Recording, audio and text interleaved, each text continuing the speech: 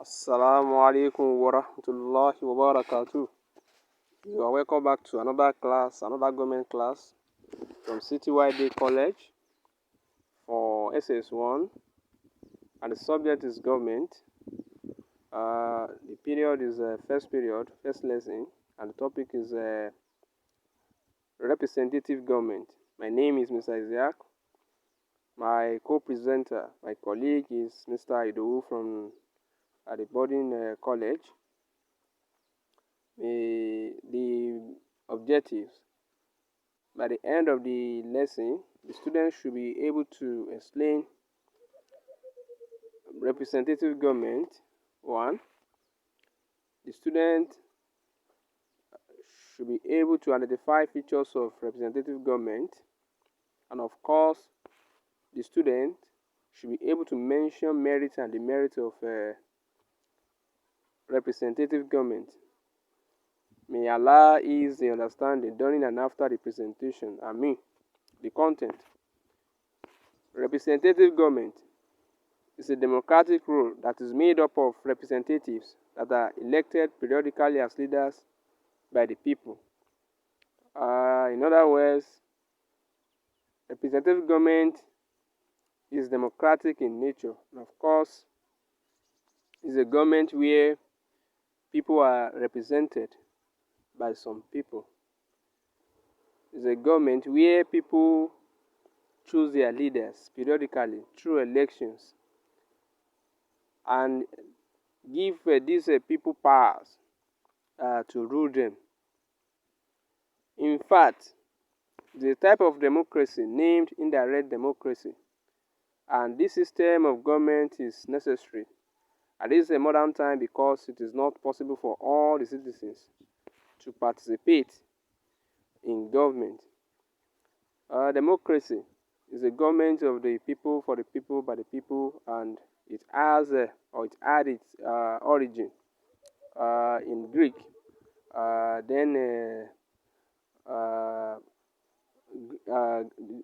In Greek, then in Greece, Greek city-states then, and people were participating directly then in government then because there were not many. So that time, or during that time, democracy was practiced in Greek city-state directly. So that one was called direct democracy then, because people were not many and directly they were participating in government. And now, at this modern time, there is a need for us to have what we call representative government. Representative government in such a way that people will be represented. People will elect some people that will govern them, that will represent them, because it is not possible for all the citizens to participate in government, unlike, as I said earlier on, unlike how it happened in Greece then, specifically Greek city-state then, where people were not many and every member of the country, of the city, of the state then, in Greece then, participated in government. Thus, some people among the legal members of a country have to represent the others or govern the people on behalf of others, because of the fact that we are not, at this modern time, we cannot practice direct democracy where all the citizens can participate in government. It is therefore necessary or important or demanded or required that some people among the members of the state, they have to represent others. They have to represent others, and of course, they have to govern others on behalf of others.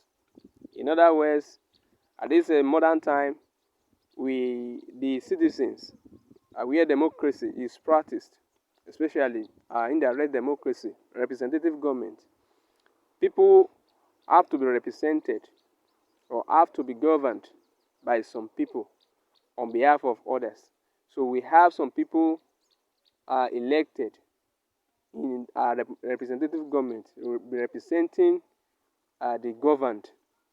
People will be chosen, will be elected into political offices by the people in order for those people to represent them and govern them. So that is the meaning of a democracy. I mean, representative government. Representative government, in short, is synonymous with indirect democracy.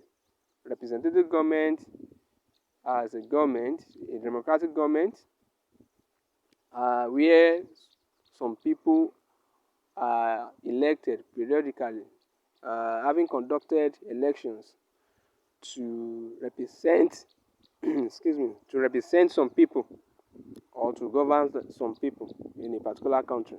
So the following are features of representative government. So what are the features or the characteristics of this indirect government, I mean direct democracy or representative government? What are the features of those things that characterize what are those things that characterize representative government? Indirect democracy. One, there are periodic and regular elections. So where representative government is practiced, elections will be conducted periodically, maybe 4 years, 3 years, and so on and so forth. The one that is common is 4 years for the first term, and second term another 4 years. Another 4 years, making 8 years at least for someone to who is to represent some people or to govern some people. So there will be periodic elections and regular elections. The elections will be conducted periodically, maybe 4 years, maybe 2 years, maybe 3 years. After 4 years, another election will be conducted. Maybe after 2 years, another election will be conducted. And of course, these elections will be regular. It will not be something, it will not be an election that will be conducted this year and the next 7, 8 years. It will not be conducted. And maybe another thing will come up or something else will happen on the part of the leader or the leaders that will prevent conduction or conducting another election. No. So there should be there will be periodic and regular elections in a representative government. Elections will be conducted periodically, and of course, the elections that are conducted periodically will also be regular. That's number one. Number two, there is a universal political participation. So people that have attained the age of 18, according to the Constitution, will be allowed to participate in government. Someone is above 18, he can vote and be voted for. So that's what we mean by universal political participation. To be universal. So if you are 18 years, or if you have attained 18 years, so you can vote and be voted for, irrespective of your religion, your ethnic background, or what have you. So since we have attained the age, so that is universal. If you are at 18 or 18 and above, you can participate in government. That's number two. Number three, there is the rule of law. In a representative government, there is the rule of law. The rule of law means equality before the law. It means nobody is above the law. Everybody is equal before the law. So where representative government is practiced or is adopted, indirect democracy, where indirect democracy is adopted, then there is going to be the rule of law. The rule of law will enable equality before the law. So it will enable everyone to enjoy, as in to have an equal status before the law. That's number three. There is a political orientation. In a representative government, when the elections are coming, there will be political orientation. Even after the elections, there will still be orientation. People will be informed, will be educated as regards the political activities in the country. That's number four. Number five, political competition and choice. where we have representative government, there will be competition politically, and of course, people, they have to choose what or whom they think should be their leaders, who should govern them, who should lead them.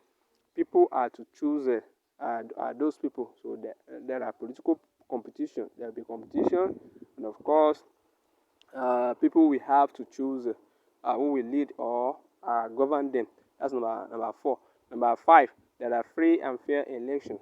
So where there is representative government, as I said earlier, the elections will be conducted periodically.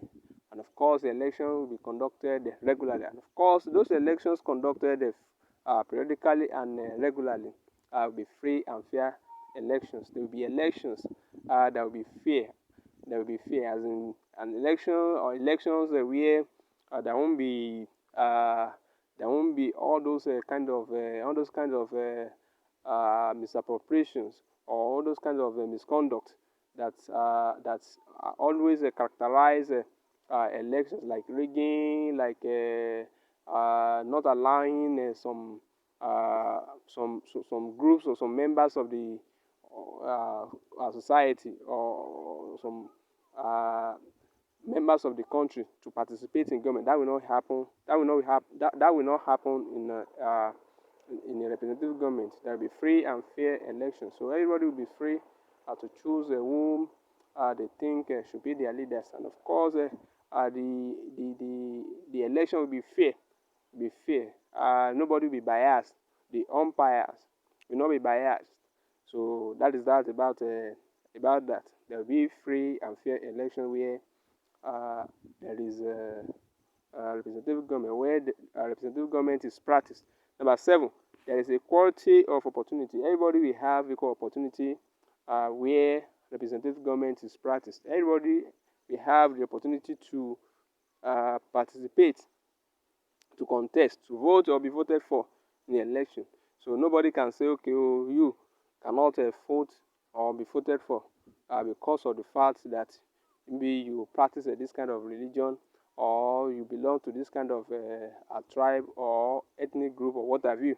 So there will be equality of opportunity. Everybody will have equal opportunity to participate in government. That's number 7. Number 8, and the last one, the judicial system is independent. The judicial system, the judiciary, will be independent, will not be influenced by uh, uh, any member of the country.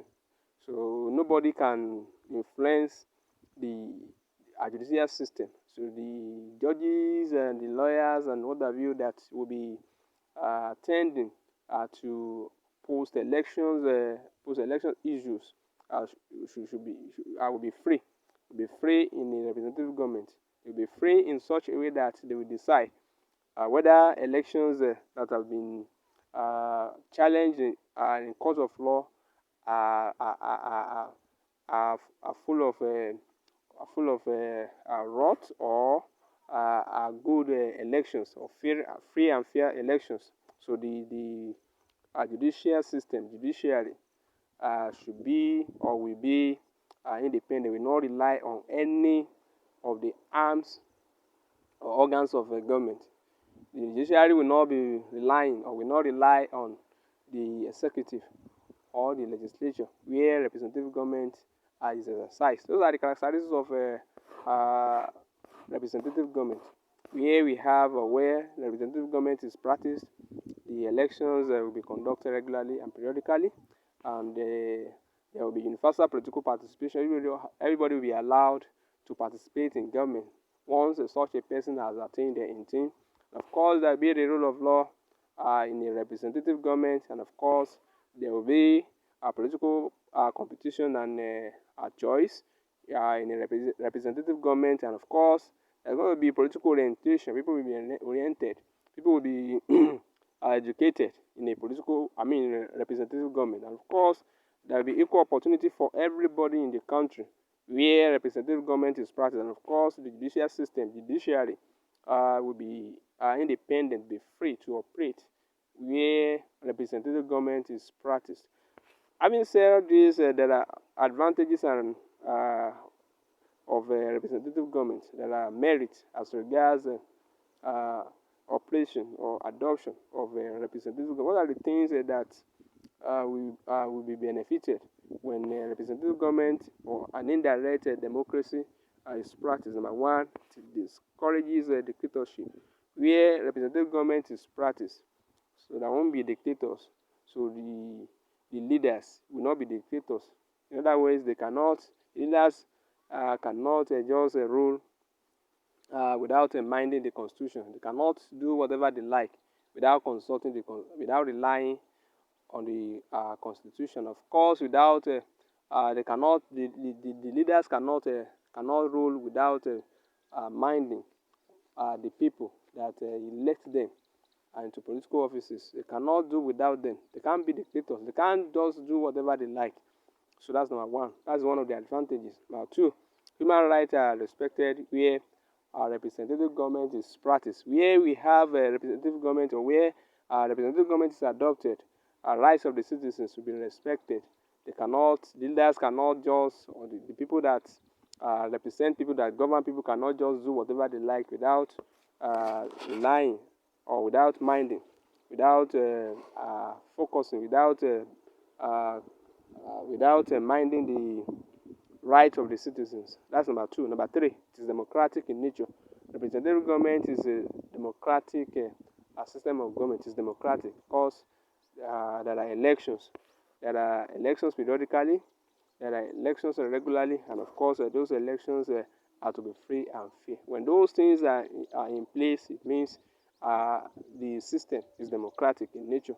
It is not a military government. It is not a dictatorship or a dictatorial government where we have someone that will be ruling without minding the constitution or without minding the will of the people. That's number three. Number four, it allows or tolerates opposition. So where representative government is practiced, people will be tolerated, especially the opposition party.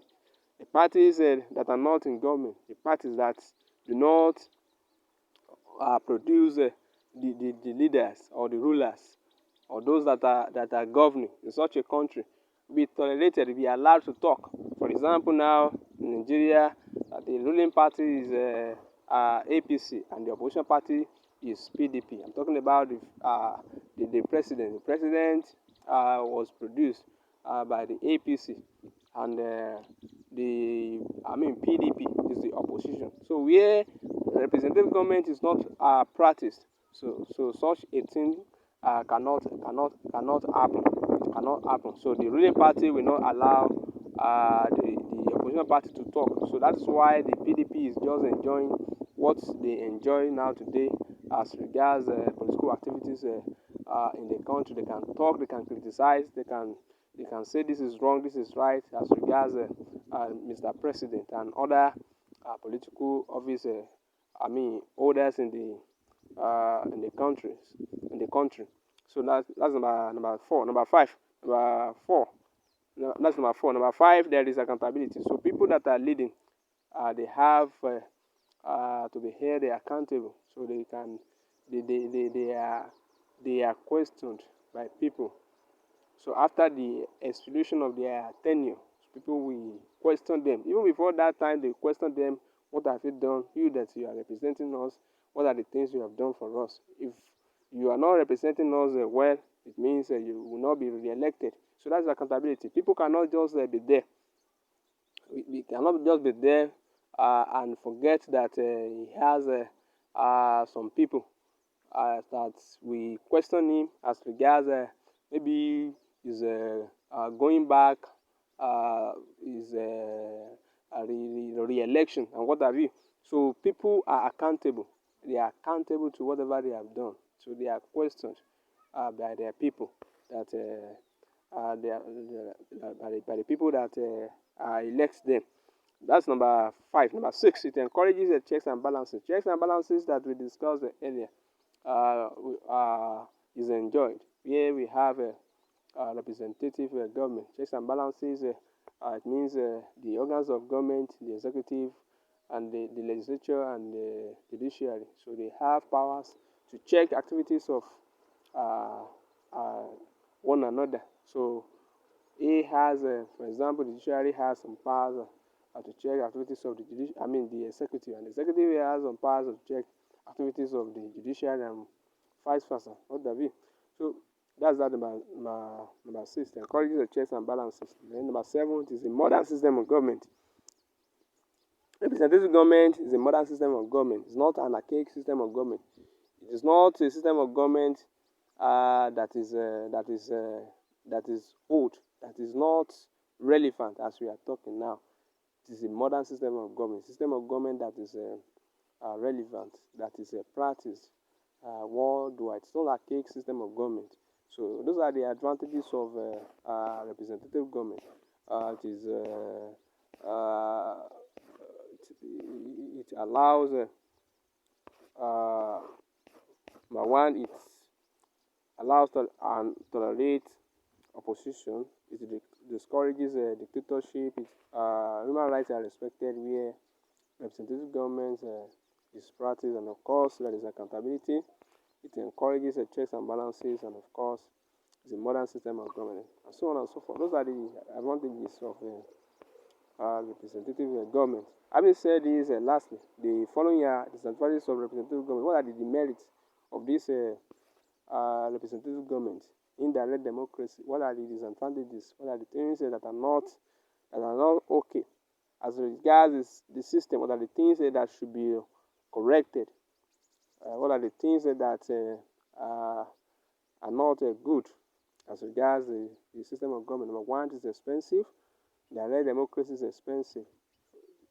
So in Nigeria, for instance, billions of naira spent on elections in Nigeria. In fact, before someone can become a governor in Nigeria, he or she has to spend billions of naira before becoming a governor, for instance. Even before one can become a senator, I don't think there is as far as I'm concerned, I don't think there is a political office in Nigeria that one wishes to hold without spending money. It is expensive. This system of government is also expensive, if not too expensive. It is expensive. Number two, it encourages unhealthy rivalry. So there is unhealthy rivalry. Rivalries among opposition parties that are ruling, or parties that is ruling, and parties that are not ruling. So there is unhealthy rivalry, political propaganda, and what have you. Things that should not be said, or behaviors that are not good, they come to play. They come into play in a representative government. So there is an unhealthy rivalry. So number three, people may be wrongly represented. Yes, people may be wrongly represented, or since it is based on money. So those that have money, that do not have good ideas or positive ideas, so they may be in government. And when they are in government, they will not represent people of their constituency, people of their state, or of their locality. They will not represent them very well. So people may be wrongly represented where we have representative government. And number four, where there is poverty, elections are rigged and influenced. So that is common, or that is peculiar to Nigeria. Nigeria elections are rigged because of the fact that people are poor. So people are poor, they are bought over. People are bought over during elections. They are given bribes. They are given money. They are given money, forgetting about the fact that the money given to them will enslave them for another 4 years. You put them in slavery for another 4 years or 8 years. So people, because of poverty, so people elections are rigged and influenced by politicians, for example, in Nigeria. Number five, since it's expensive, best brains who do not have money may not be allowed to rule. Since representative government is expensive, so those that have ideas that can move the country forward may not be allowed to rule. They may not be allowed to rule because they don't have money. They don't have money, they have ideas. So since the system of government is based on or is driven by money, so therefore those people will not be allowed to rule. Those are the disadvantages of indirect democracy, also known as representative government. It's expensive. It encourages unhealthy lively. People may be wrongly represented. Wrong representation may happen. So here we have where representative government is practiced, and of course, poverty. Uh, and I mean encourages rigging and influencing of the elections. And of course, because of the fact that the system is expensive, too expensive, presidents that have what they want to cover the country may not be allowed to rule. So that's that about representative government. Allah is the understanding. Assalamu alaikum wa rahmatullahi wa barakatuh.